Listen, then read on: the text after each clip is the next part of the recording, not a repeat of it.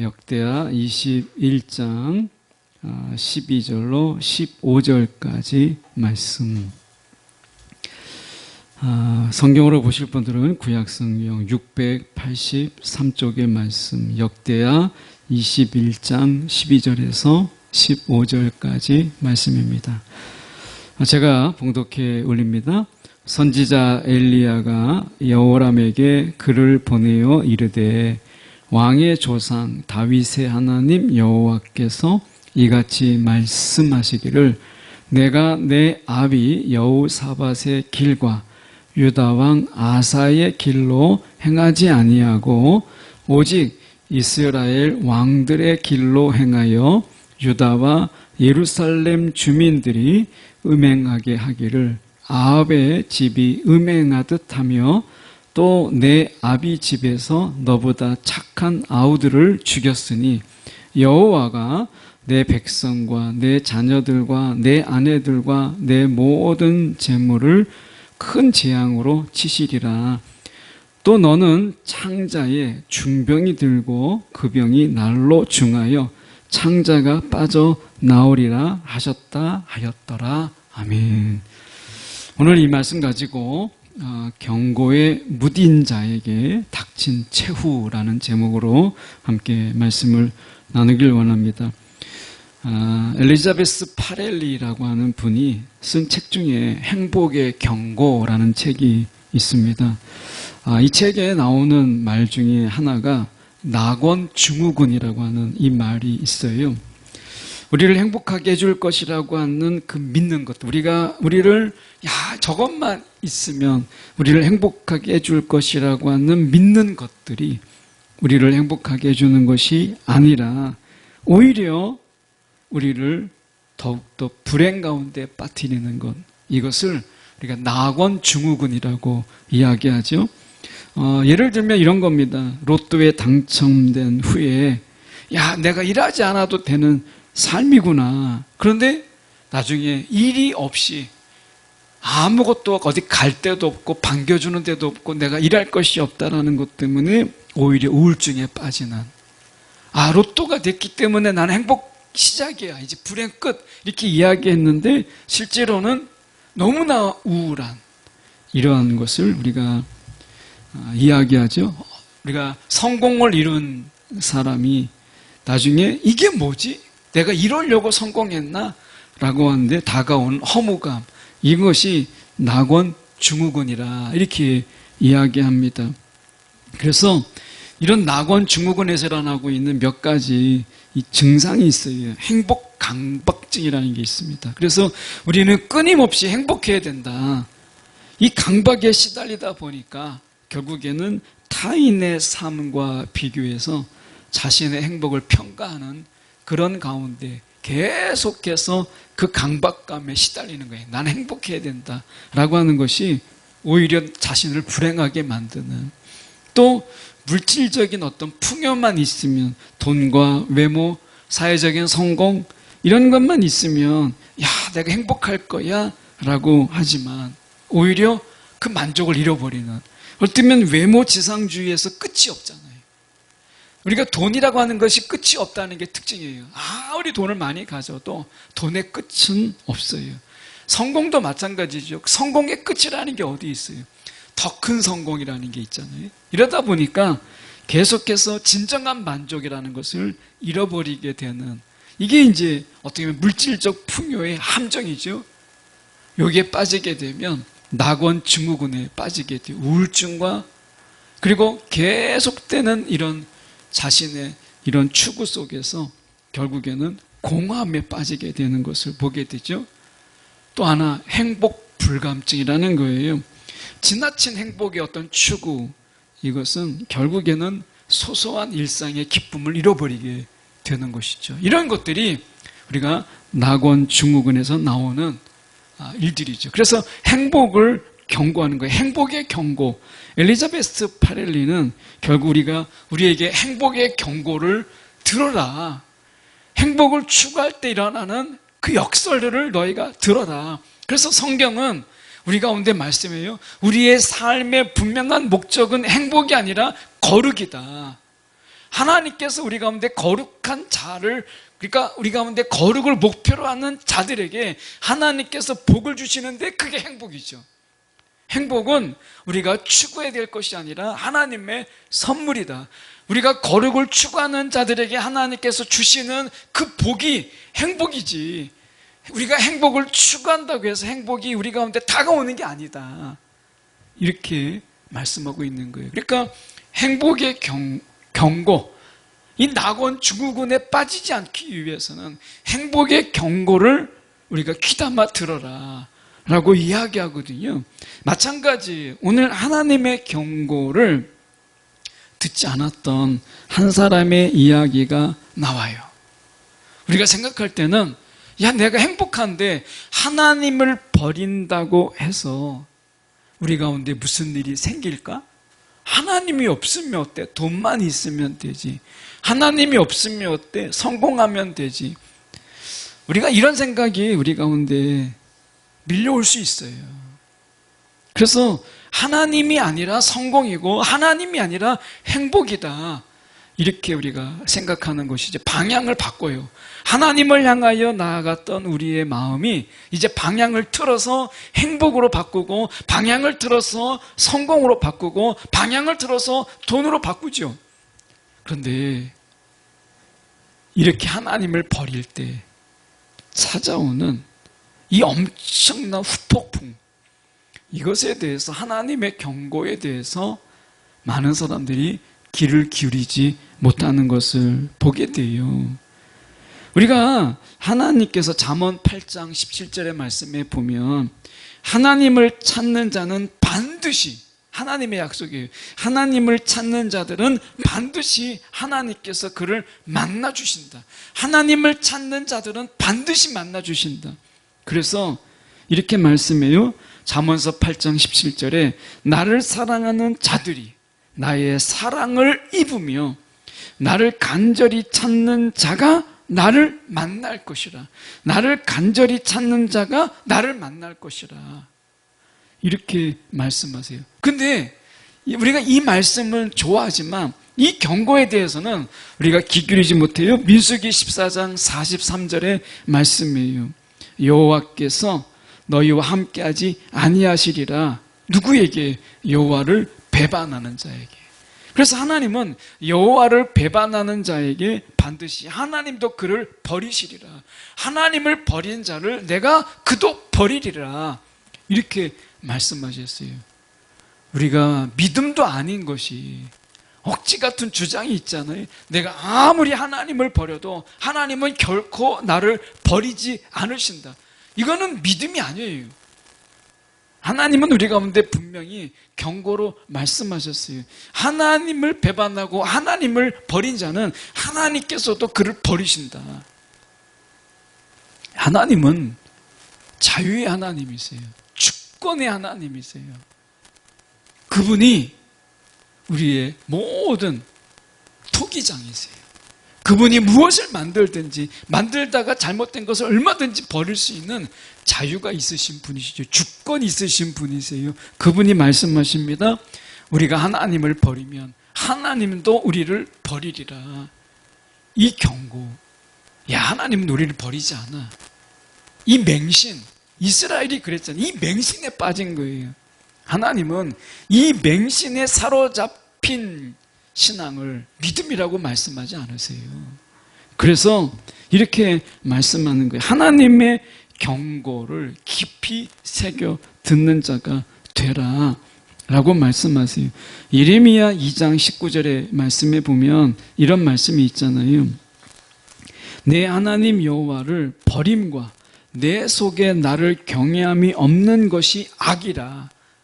우리가 뭔가 악을 행하는 것이 악이 아니라 이미 하나님을 버리고 우리 속에 하나님을 경외하지 않는 것이 이미 악이라는 거예요. 악의 출발은 내가 나쁜 짓을 할 때 이게 악의 출발이 아니라, 진정한 악의 출발은 하나님을 버리고 우리 속에 하나님을 경외함이 없는 것이 악의 출발이다, 이렇게 말씀하세요.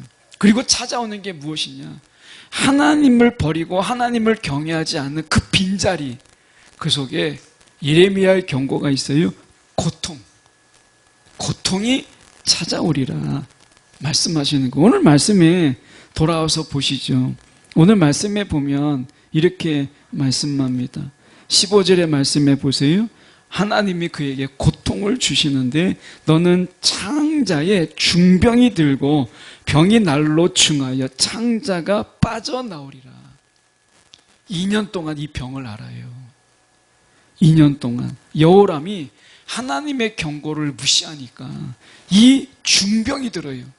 이 장기가 다 창자가 중병이 들고 그 병이 점점 심해져서 이제 배가 썩고 창자가 삐져나오는 이런 고통. 제가 신방했을 때 한 청년이, 교회를 다니는 청년은 아닌데 제가 이제 기도하면서 전도했던 이제 기도하는 한 대상 중에 청년 하나가 이 창자가 배와 너무나 가까이 붙어가지고 이 배가 한쪽에 살갗이 썩으면서 창자가 삐져나오는 걸 제가 직접 봤어요. 이 장기가 창자가 삐져나오는 거예요. 그러면 다시 밀어넣고 고기를 이제 메꿔주는데, 살로 메꾸는데 엉덩이 살에서 그걸 가져와서 살을 이제 접붙여서 그것이 떨어지지 않도록 하는 것인데, 중요한 게 뭐냐면 이 창자를 가운데로 몰아가야 되는 거예요. 한쪽으로 너무 몰려 있는 거예요. 제가 그 청년을 보면서 야, 창자가 제자리에 있는 것도 이게 너무 감사한 거예요. 창자가 한쪽으로 치우쳐서 배에 밀접하게 있으니까 배에 그 균들이나 이런 것들로 인해서 그 살갗이 썩더라고요. 그러면서 창자가 밖으로 삐져나오는 거예요. 여러분, 그 청년이 이 창자 배에 있는 창자를 다시 자리를 이동하는데 그 고통, 그 아픔, 이건 이루 말할 수가 없어요. 이 모든 창자를 다 제자리로 옮기는, 너무 고통스럽더라는 거예요. 여러분, 오늘 여호람이 하나님을 경외하는 마음이 그 마음에 잃어버리게 되니까, 하나님을 그 속에서 버리니까 그 속에서 무엇이 찾아왔느냐? 육체적인 고통이 그 가운데 찾아왔어요. 고통의 출발점, 그게 어디에 있느냐? 하나님을 버리고 그분을 떠나는 순간, 그게 악의 시작이었고 또한 고통의 출발점이었다 라고 하는 것을 말씀하는 거예요. 야, 우리가 하나님을 버리고 행복을 추구하고, 내가 하나님을 버리고 하나님을 무시하고 내가 세상 가운데서 성공하면 되지, 이렇게 생각하지만 여러분, 우리는 안 그렇다는 거예요. 하나님은 그렇게 말씀하지 않으세요.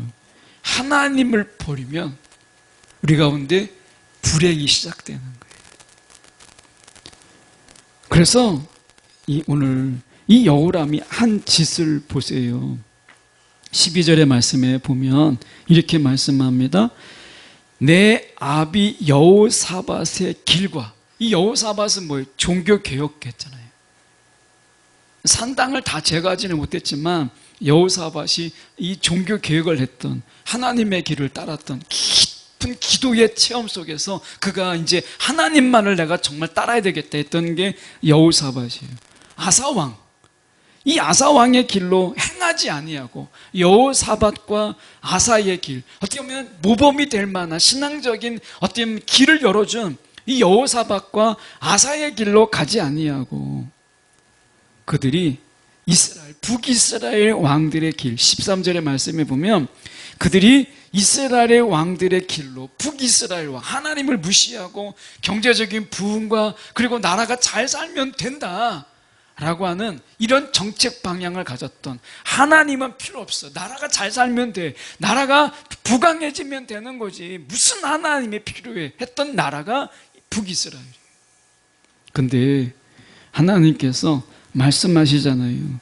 결국 북이스라엘로 간 그 길이 두 가지를 나타나죠. 하나는 예루살렘 백성, 자기 백성들을 다 음행하게, 우상에 빠지게 되고 도덕적인 문란함과 성적인 문란함 속에 빠지게 하는 거예요. 이게 첫 번째고, 두 번째는 착한 아우들, 너보다 착한 아우들, 비교해보면 너보다 더 착한 아우들을 다 죽였어요. 자신의 왕권을 더 강화시키기 위해서 왕자들을, 아우들을 다 죽인 거예요. 정적들을 다 제거해버리는 거예요. 불안한 거죠. 하나님이 나를 지켜주시면 내가 불안하지 않는데 자신이 왕임에도 불구하고 자신의 위치가 너무 불안하니까 자신들의 아우들을 다 정적으로 여기면서 다 죽여버렸어요. 그리고 백성들에게 음행에 빠지게 만드는 거예요. 이게 여호람의 일이에요. 하나님을 떠나니까 그의 삶이, 여러분 어떠세요? 너무 부럽고 그의 삶이 정말 우리가 따라가고 싶은 그런 길이 아니잖아요. 하나님을 떠나는 순간 그게 악의 시작이다. 하나님을 떠나는 그 순간이 바로 고통의 순간이라는 거예요. 괴롭힘을 당해요. 세상으로부터, 더러운 영들로부터 괴롭힘을 당하죠. 그래서 말씀해 보면 이 여호람이 결국엔 14절의 말씀해 보세요. 여호와가 내 백성과 내 자녀들과 내 아내들과 내 모든 재물을 큰 재앙으로 치시리라 말씀하시잖아요. 여러분, 하나님의 경고, 너희가 하나님을 버리면 나도 너희를 버리리라. 하나님의 치심, 하나님이 우리의 적이 되는 거예요. 그리고 하나님께서 말씀하셨어요. 내가 너를 버릴 뿐만 아니라 하나님이 그 가운데서 우리 가운데 진노로 그 고통의 그 나락으로 우리를 밀어버리겠다고 말씀하시잖아요. 여러분, 우리는 하나님을 경외하고 하나님을 바라보는 삶에서 이제 돌이킬 수 없는 자들이라. 이게 은혜인 거예요. 세상은 이야기에 하나님을 대신할 만한 것들이 세상에서 많이 있는 것처럼 이야기하죠. 우리가 우상만을 이야기하는 게 아니에요. 하나님을 대신할 만한 모든 것들이 다 우상이에요. 돈이 우상이 될 수 있고요. 그래서 돈이냐 하나님이냐 이거잖아요. 돈이냐 하나님이냐. 하나님을 대신할 만한 것들이 없다. 이게 우리의 성경의 선언이에요. 그런데 우리는 그렇지 않다라고 이야기하는 거죠. 그래서 말씀하는 게 이 여호람이 이 이후에 그가 어떻게 급격하게 바뀌는가. 결국에는 그의 군사적으로 약해져요. 그 이후에 보면 나중에 에돔이 쳐들어옵니다. 에돔이 감히 이 남유다를 친다라는 것은 상상할 수 없는 일이었어요. 그런데 에돔이 이제 군사적으로 에돔에 대한 지배권을 잃어버려요. 여호람이. 그리고 적들이 돼요. 하나님을 떠난 그의 삶은 행복과 자유가 아니라 모든 것을 다 잃어버리게 되었다라고 하는 거죠. 행복의 경고가 있는 것처럼 하나님의 경고에 귀를 기울이는 것, 하나님의 경고에 깨어있는 자가 되는 것, 이거는 정말 중요한 거예요. 오늘 말씀에서 다시 아까 15절에 가서 보면 이렇게 말씀하잖아요. 너는 창자의 중병이 들고 이 고통, 2년을 살았지만 2년의 삶이 얼마나 힘들었겠어요. 그에게 있어서 이 삶은 살아있으나 죽은 자예요.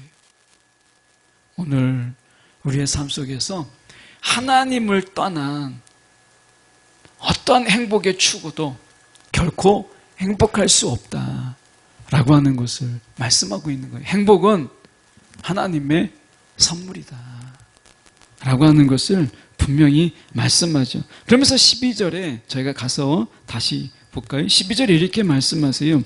선지자 엘리야가 여호람에게 글을 보내는데 이렇게 말씀하죠. 왕의 조상 다윗의 하나님 여호와께서 이렇게 말씀하셨어요. 하나님은 하나님인데 그를 이야기할 때 왕의 조상 다윗의 하나님이라고 말씀하잖아요. 여러분, 다윗의 하나님이 나의 하나님이 될 때 그게 복된 자예요. 그런데 이 여호람에게 있어서는 하나님은 그냥 다윗의 하나님이에요. 오늘 우리에게도 하나님이 그냥 다윗의 하나님, 여기에 머문다면 우리는 하나님을 깊이 경험한 게 아니에요.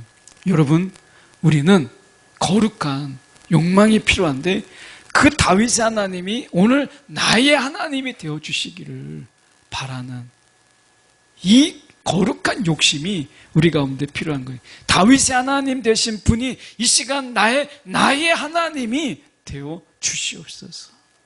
여러분, 하나님을 정말 갈구하고 하나님을 정말 간절히 바라고 하나님을 찾고 구하십니까? 오늘 다윗은 어떤 분이었어요? 하나님을 향하여서 그의 마음이 온전히 하나님께 열려있는 그런 자였잖아요. 그런 의미에서 여러분, 경고, 다윗의 특징이 뭐죠? 밧세바를 범하고 다윗은 하나님의 경고에 귀를 기울였어요. 그리고 그러한 일들이 재발하지 않도록 그런 하나님 앞에 정직한 영을 구했어요. 똑같은 경고예요. 여호람에게도 하나님의 경고가 있었고 다윗에게도 하나님의 경고가 있었어요. 그런데 완벽한 게 아니지만 경고로 받아들이는 자에게 하나님께서는 은혜를 베푸셨지만 경고를 무시한 자들에게 있어서는 하나님의 진노와 하나님의 그 고통, 하나님이 그를 치셨다라고 하는 것을 우리가 바라보는 것이 중요하죠. 여러분, 경고가 있는 것은 결코 부끄러운 건 아니에요. 우리가 그만큼 약한 자이기 때문에. 그러니까 하나님의 경고를 귀담아 듣고 하나님의 경고 앞에 우리가 바짝 깨어서 지내는 것, 경고로 듣는 지혜가 필요한 거죠. 그런데 이 여호람은 하나님의 경고에 귀를 기울이지 않았어요. 지금 이 경고가 있을 때 그가 해야 될 건 뭐죠? 지금 12절부터 15절까지 그 고통의 2년의 시간을 보내는 가운데도 그는 하나님을 찾고 기도하고 간절히 그 앞에 엎드렸다라는 말이 없어요. 하나님께서 2년의 고통의 시간을 왜 주셨겠어요? 이제라도, 지금이라도 하나님의 경고를 듣고 하나님께 부르짖고 하나님을 찾았다면 하나님은 어쩌면 이 창자의 썩어가는 고통을 하나님께서 치유하셨을 거예요. 배가 썩어서 살점이 막 썩어서 창자가 튀어나오는 이 고통, 이것을 분명히 하나님은 치유해 주셨을 거예요. 그런데 그는 2년의 이 고통의 시간에 고통 가운데 있음에도 불구하고 하나님을 찾았다는 기록이 없어요. 그냥 고통의 시간을 보낸 거예요. 그러나 우리는 다윗을 알잖아요. 다윗도 고통의 시간을 보냈어요. 그런데 철저하게 하나님 앞에 낮아지게 됐을 때 경고 앞에 그는 겸손했어요. 그랬을 때 진정한 다윗으로 그가 거듭난 것을 우리가 보게 되잖아요. 여러분, 경고는 경고로 그치지 않아요. 하나님은 우리 가운데 겁박하며 협박하며 그냥 경고로 지나가는 일은 없다. 하나님의 경고는 실제가 돼요. 여러분, 우리가 알잖아요. 약속의 말씀을 성취하신 하나님께서는 경고의 말씀은 또 반드시 이루시는 하나님이다 라고 하는 것, 우리가 살아가면서 성령의 책망, 때로는 우리에게 회개케 하시는 하나님의 음성이 들린다면, 그리고 그런 마음이 우리 가운데 있다면 가던 길을 멈추고 하던 일을 중단하고 바로 그 순간에 회개하는 자가 지혜로운 거예요. 나중에 내가 일 다 한 다음에, 그게 아니라 하나님의 경고는 우리 가운데 즉각적인 반응을 요구하신다 라고 하는 거예요. 하나님의 경고를 여러분 무겁게 받아들이는, 하나님의 경고를 가볍게 받아들이는 자의 최후는 결국 고통 고통이 그의 삶의 전부가 되는 이러한 삶으로 인생을 마감한 한 불쌍한 영혼이 있잖아요. 오늘 하나님의 경고 앞에 귀를 기울이는 그런 자, 우리는 베드로를 실패자로 많이 봐요. 예수님께서 말씀하신 대로 나는 그렇지 아니하겠다 자신했던 그가 닭 울기 전에 3번 예수님을 부인하죠. 실패자였어요. 그렇지만 주님이 주시는 회개의 기간, 그 경고에 그는 돌아온 자였죠. 경고가 중요한 게 아니라 경고를 듣고 우리의 반응이 어땠느냐가 훨씬 더 중요한 거예요. 여러분, 이 시대를 살아가면서 혹시 하나님의 경고가 저와 여러분 가운데 있을 때 우리가 바짝 엎드려 주님을 찾고 주님 앞에 우리가 겸손함으로 설 수 있는, 그리고 주님을 구하는, 그리고 회개하는 그런 하나님의 경고에 우리가 온 마음을 기울이는 저와 여러분이 되기를 간절히 소망합니다.